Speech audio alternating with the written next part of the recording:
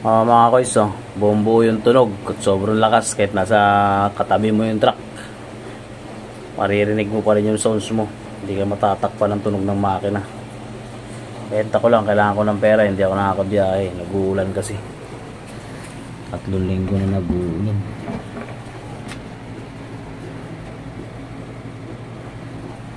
Ito, subwoofer. Ayan, subwoofer yun subwoofer, amplifier, ito vocal, bullet, tweeter, tsaka vocal pa rin. Ayan hindi natin matesting nandun yung battery sa motor. Pero meron akong ano nito sa reels ko. Visit nyo sa reels ko, may sounds ako nito sa reels. Plug and play na to. Plug and play na. Diretso nakakabit sa battery. May fuse na rin to.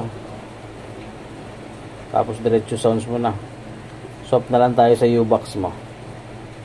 Kung ayaw mo naman ito, meron din akong gawa na may gawa din kami na ano na brand new. Hindi pa nagagamit. Ito kasi second hand na nagamit ko na to. Pero wala siyang sira. Kailangan ko lang talaga ng pera. Benta ko na to mga guys.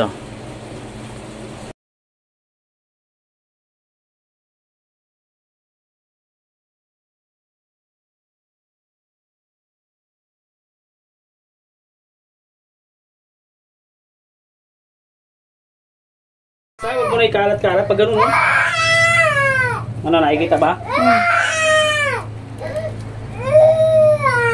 Diretso mo lang, huwag mo na ikalat-kalat. Tus mo muna. Yun, dumating na yung ating shock absorber ng bali 330 mm to. Tinasa natin ng konti yung pang-click para ganun siya, para lower. Titingnan natin ngayon kung maganda ba. Mutaro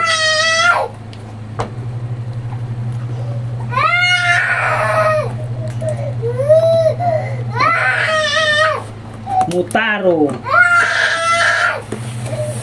Yun wow.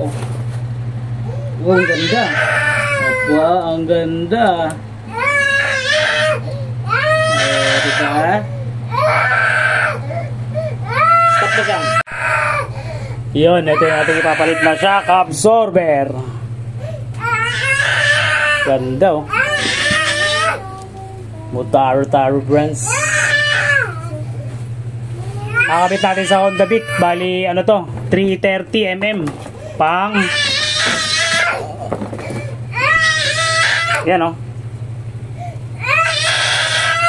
pang Honda Click. Pero mas maganda to sa Beat.